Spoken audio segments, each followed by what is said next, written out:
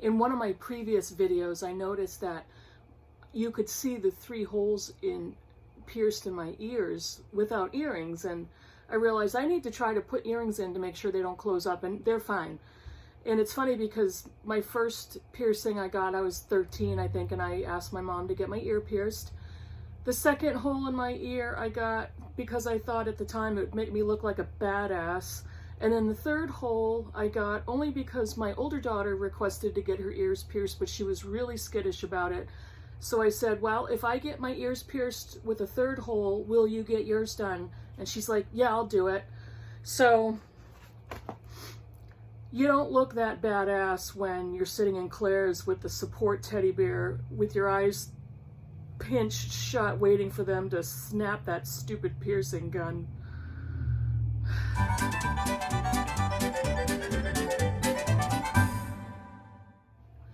Hi BookTube, it's Kim at K Backers Books, and this is my very first My Bookish Week video. So I started to think about ways that I could improve how I'm filming and doing BookTube. And what I've decided is I'm going to do 2 weekly videos. One on, I'm planning on Sunday, but it could be either Saturday or Sunday, titled My Bookish Week, and it's going to be my previous week. And then I'm going to try to post a video on Wednesdays, which is going to be any other topic, whether it's a book haul or a review or a tag or any other bookish idea I come up with. So I'm going to try to be a lot more consistent with my videos. So this, like I said, is My Bookish Week number 1. Please comment below and let me know what your thoughts are and tell me if that's a good idea and what you think. If you come back for the next few weeks and I've done it consistently, let me know what you think about that and tell me if it's working. So what I'm going to start off with are the books that I finished last week. The first one was White Fragility by Robin DiAngelo, and this is all over the place. I read this and finished it for the Critical Chicks book group, and we discussed it on Wednesday evening. It's actually a much shorter book than I thought it was going to be, so it was a pretty quick read. It was complex and dense in its material, but short. And so we had a really interesting, deep discussion about the book and the concepts of white fragility. It's kind of, as it says in the title, white people get fragile when you confront them about racism, when you confront us about racism, because yes, I am a white person. And so when you talk about racism and bring it up as a systemic issue and not just an individual issue, white people tend to get fragile about it. They get skittish and offended and insulted and want to give all kinds of justifications as to why we're not racist.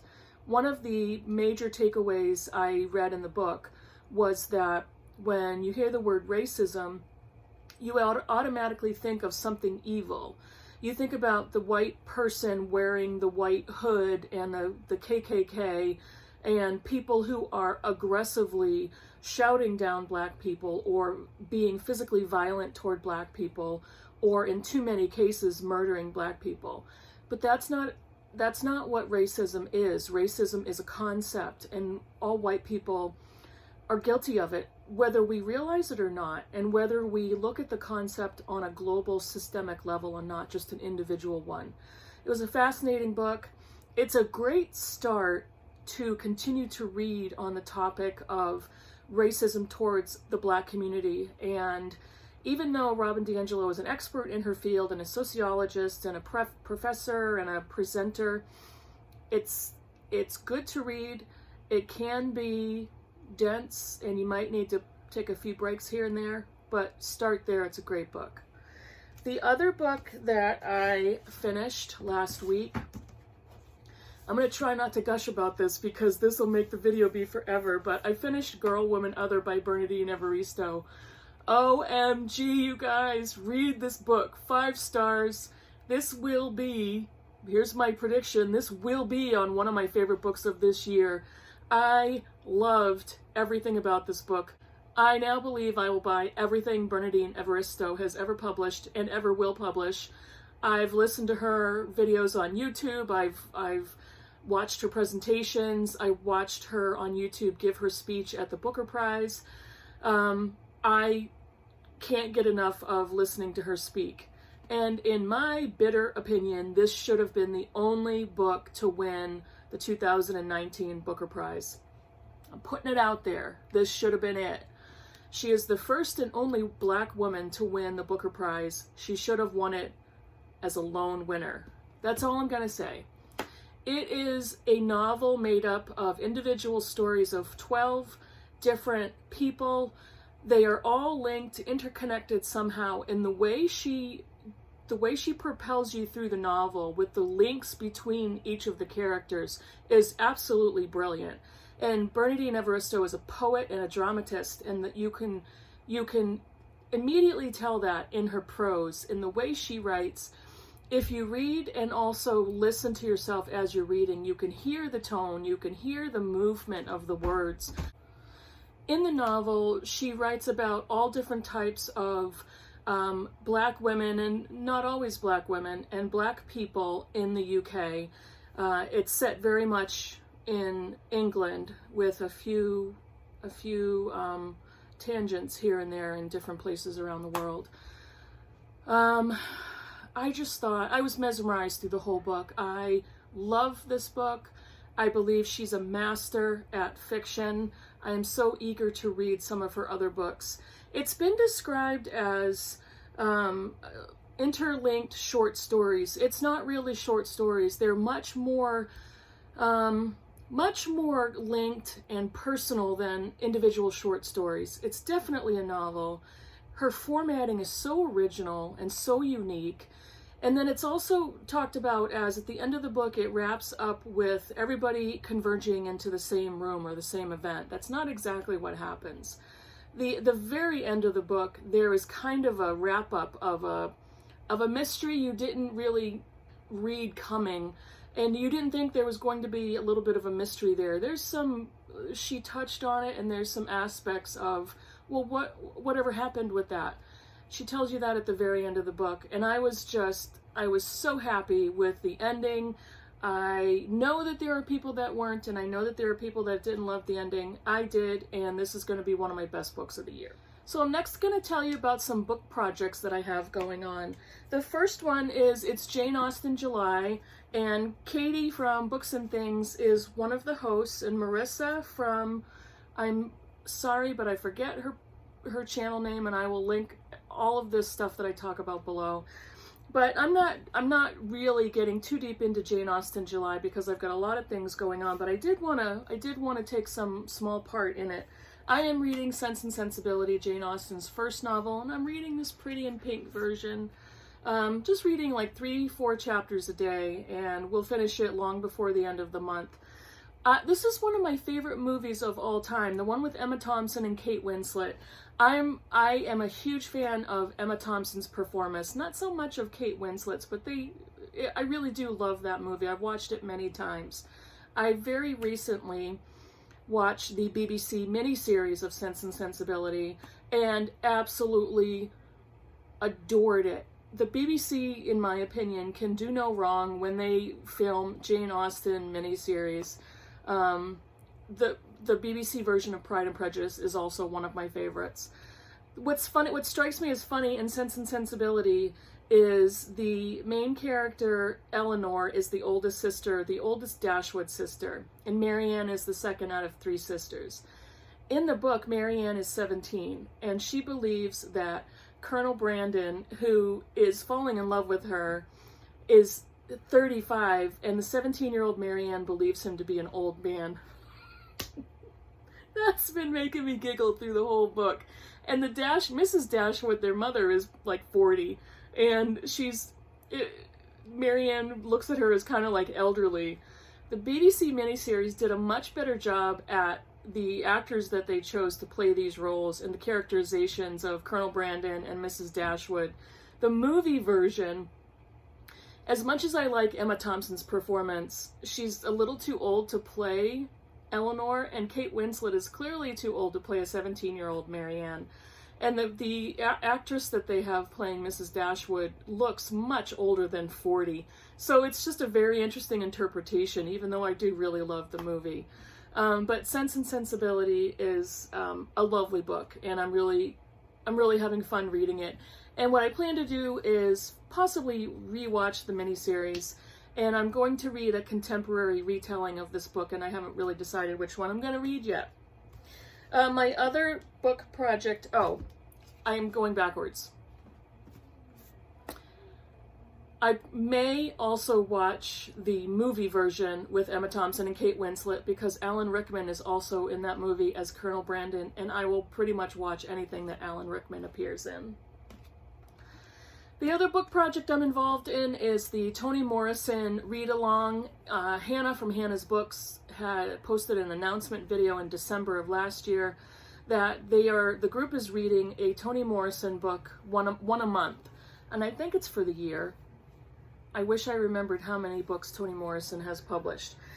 Anyway, I just joined the group this month, and for this month we're reading Jazz by Toni Morrison. I've read 3 of her books so far. Sula I've read twice, Beloved I've read twice, Song of Solomon I read and just don't remember much of the story, and should, but I'm going to reread that again at some point. But Jazz is this month's selection. The next book project I'm currently involved in that hasn't officially started yet is the Barter Hordes Book Club.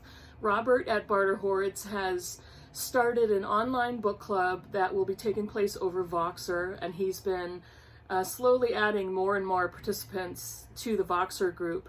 We just recently have started voting on the 5 selections of books to read, and we're going to start reading in the month of August. The theme are backlist titles, so he has a very long list of backlist books that he's been meaning to read, and he's been generating 5 selections via random number generators, and he's presenting 5 books for the group to vote on. So I just submitted my vote, and I think we have until July 15th to find out which of the 5 books is the winner that we're going to read in August. So I'm really looking forward to that. The next book project that I'm involved in is another read-along of These Truths by Jill Lepore, and Karen Evans is running this read-along. I'm going to, again, link her channel below with the announcement video. We're going to be reading this book over the next year because it is pretty dense.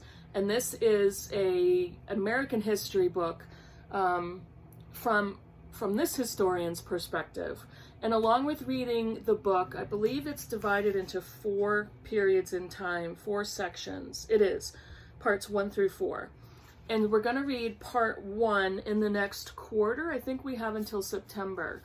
And along with each of the sections, we're going to read 1 fiction book, 1 nonfiction book, and watch a documentary pertaining to those sections and periods in history. So I am so excited for this one. Again, it's another Voxer group, another Voxer read-along. And along with reading this book, I went online and I started shopping for all different kinds of history books that would pertain to any of those periods in history. I already have several that would apply. I have several novels that I could read. But what did I do? I went book thrifting yesterday, and I bought 5 books. I'll post a picture here. 2 of them are history books, and those are selections I can add to my pile of books that I'd be able to read for the nonfiction portion of the read-along. I also bought 6 books online of different periods in history that I'm going to add to the pile. And even though we don't need to read that many nonfiction books, there's only 4 altogether, I've got plenty to pick from, and these are all books that are fascinating to me anyway, so I've got a number of choices. What am I currently reading? I'm still reading 2 carryovers. This one is Ralph Ellison's Invisible Man. Kind of picking away at this a chapter at a time. This book is a modern classic and has so much to discuss, so much about the status of the Black community in this time period. This is set in the 50s, during the wave of communism. There's so much to talk about the main character's experience in this book. His journey from the South, and then he ends up in Harlem, New York. There's so many themes, and that's why I want to read this slowly, because I want to absorb everything. And I'm not reading this with a buddy or during a read-along, so there's not discussion going on, but it's giving me so much food for thought, and it's very good. I had put this down, and picked it back up, and I'm glad I did, so I'm not sorry about that one. I'm also still reading P.S. I Love You by Cecilia Ahern, which is it's just like a romantic comedy with a movie of the same name with Hilary Swank and Gerard Butler. Humma, humma, humma. And I'm really enjoying this. It's, like I said, romantic comedy. I'm not too far. I'm about 100 pages, and it's kind of chunky. And again, I'm picking away at it a little bit at a time when I need a little bit of lighter reading. And so I'll probably get done with it in the next month or two. The other book I'm currently reading, which I will most likely be done by tomorrow, even though this buddy read, it's a buddy read, and this buddy read is going on until July 15th. I already talked about Girl, Woman, Other on my best books of the year list. That's my prediction. As blown away as I was by that book, this one is absolutely incredible, mesmerizing, captivating. Holding my interest is not a good enough phrase to describe this book. This is Maggie O'Farrell's Hamnet, and I am buddy reading this with GEMMA from Read a Book Gem. I've never done this before, but I started tabbing the book because I got about 100 pages and we were having discussions over Voxer. And I realized to go any further, I need to tab. There's so many beautiful passages, so many topics of discussion, so much analysis to do in this novel. And GEMMA and I started this at the beginning of July, and we both agreed we're going to read 25 pages a day and be done by like July 19th. And both of us around the same time said, this book is so good that it propels you forward. You don't want to put it down. You don't want to shut your eyes. You don't want to blink. And we both agreed we're going to read more than 25 pages a day. So we're now up to at least 50 pages a day. We're checking in constantly because we had agreed to check in a couple times a week. And it's like, I got to talk to you about this. I got to talk to you about this section. And can you believe she wrote this? O'Farrell's writing is absolutely spectacular, and the story, the very brief story is Hamnet is William Shakespeare's only son, who's 11 years old. It is a fictional imagination of their family life, and actually the main character in the book is Agnes, and in the book her name is pronounced Agnes. She's the main protagonist in the novel, not Shakespeare, who remains unnamed through the book, and it's not even Hamnet who is the son, but it's Agnes's story, and we are absolutely loving it. If you have the chance to get your hands on this book, do it. It's amazing, and I think I only have like 150 or so pages to go. So GEMMA, if you're watching this video, actually by the time it posts, this video posts, we'll probably be done with it, or I'll probably be done with it, but it's been such a joy to talk with her about this book and to read it. I cannot wait to finish it. And the last bookish topic I have is I have an upcoming buddy read. We're going to start on July 15th, so next week, I think. And we are reading Excellent Women by Barbara Pym. And I'm reading this as a buddy read with Angela from Ange with an E. And she is so funny. If you haven't if you haven't seen her videos, I'm clearly going to link her below. She's really funny. And she mentioned this book on one of her last videos, that she wanted to read it. And I'm like, I would love to read that with you. And so again, I've got so many Voxer groups going on. I'm starting to have a hard time keeping track. But we're going to read Excellent Women by Barbara Pym. And I'm going to make Sean proud. Really looking forward to that one. And I can't wait to talk to Ange some more. And like I said, I'm starting to lose track. Guess what I did to be more organized? I went to Staples and I bought a $3 notebook, and I started this is not a bullet journal. Doris, this is not a bullet journal. And why is that? Because I have no creativity and no energy to do what you do with yours. Yours is so artistic and so lovely and creative. And I've also seen this amazing bullet journal on Alba's channel, Seriella. I don't know how she does it. I don't know how you guys do it. I wish, I hope, I give up any aspirations of making a bullet journal. But what I have done is I am writing down all kinds of ideas. I am writing down video ideas, and I'm keeping track of my best books of the month. I started for July, and it's probably going to be pretty clear which books are going to be my best books of the month for July. I'm going to try to narrow it down to one. So at the end of the year, I'm going to have a best book for each month. We'll see how that goes. I've written down, not scripts, but I've written down all the things I want to touch on any of my videos, and it's really helping so much. I've got such a long list of video ideas. I absolutely love it. So that's it. It's my bookish week for last week. I hope you liked the video. Like I said, comment below and tell me what you think of this idea. Tell me what you think about any of the books. I'd love to have conversations in the comments and hear your opinions. Hope you're doing well, and I will see you in the next video. Take care. Bye.